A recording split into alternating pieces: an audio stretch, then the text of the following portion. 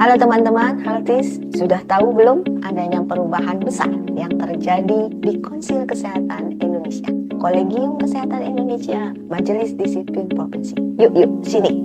Dengerin dulu ya. Dalam rangka mempercepat transformasi kesehatan, khususnya transformasi sumber daya manusia kesehatan, maka atas dasar Undang-Undang 17 tahun 2023 tentang kesehatan dibentuklah yang namanya Konsil Kesehatan Indonesia. Dalam menjalankan tugasnya, Konsil Kesehatan Indonesia didukung oleh Majelis Disiplin Provinsi dan Kolegium Kesehatan Indonesia. Nah, jadi ketiga lembaga tersebut tuh ada dalam satu rumah yang namanya Konsil Kesehatan Indonesia. Reformasi Rumah Besar Konsil Kesehatan Indonesia adalah untuk melaksanakan peningkatan mutu, praktek, dan kompetensi teknis keprofesian tenaga medis dan tenaga kesehatan, serta memberikan perlindungan dan kepastian hukum kepada masyarakat. Terus apa kaitannya dengan kolegium dengan Konsil Kesehatan Indonesia? Begini nih penjelasannya. Kolegium mempunyai peran yang sangat besar dalam mendukung konsil agar tenaga medis, tenaga kesehatan kompeten sehingga mampu memberikan pelayanan praktek yang bermutu. Dengan demikian, masyarakat penerima jasa tenaga medis, tenaga kesehatan mendapatkan perlindungan dan kepastian hukum. Nah, apa tuh peran kolegium? Kolegium memiliki satu peranan dalam penyusunan standar kompetensi. Yang kedua, standar kurikulum tenaga medis, tenaga kesehatan. Yang ketiga, dia punya wewenang yaitu dalam penerbitan sertifikat kompetensi.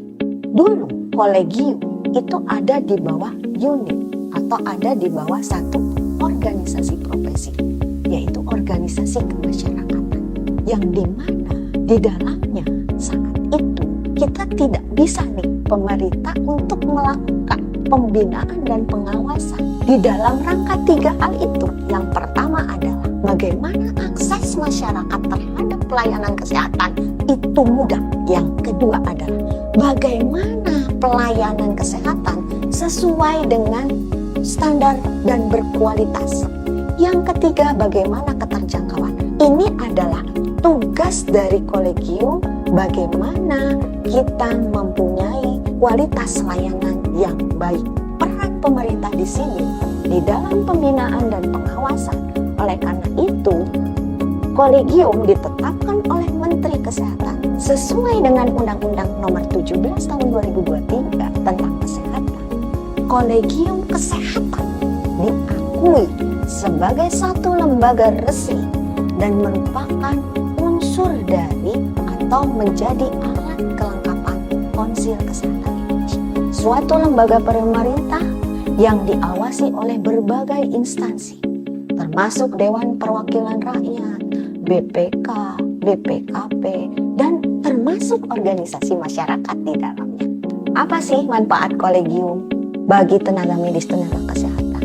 Bukankah kita ingin pengembangan kompetensi yang lebih terarah untuk memastikan kompetensi yang kita miliki dapat senantiasa diupdate, dapat kita juga share kompetensi antara satu disiplin ilmu dengan disiplin yang lain sesuai dengan perkembangan ilmu kesehatan, sehingga bermanfaat bukan hanya pada diri kita sendiri tapi juga masyarakat luas. Karena yang kita pikirkan bagaimana masyarakat bisa mendapatkan layanan berkualitas. Manfaat untuk masyarakat, siapa sih yang tidak mau untuk dapat layanan berkualitas yang terstandar, ya, merata, baik dari Sabang sampai dengan Merauke. Layanan sama, tidak ada yang dibedakan. Kalau dulu nih, pemerintah nggak punya tuh wewenang untuk mengatur. Sekarang bisa. Bukankah lebih baik jika terdapat pembinaan dan pengawasan? Jadi, baik itu konsil, kolegium, dan MDP adalah bersifat independen. Cuma pemerintah di sini ada dalam tatanan pembinaan dan pengawasan serta tata kelola. Independen artinya apa? Independen hanya pada tugas, fungsi, dan kewenangan. Transformasi Konsil Kesehatan Indonesia, kolegium yang baru ini adalah langkah maju untuk kita semua.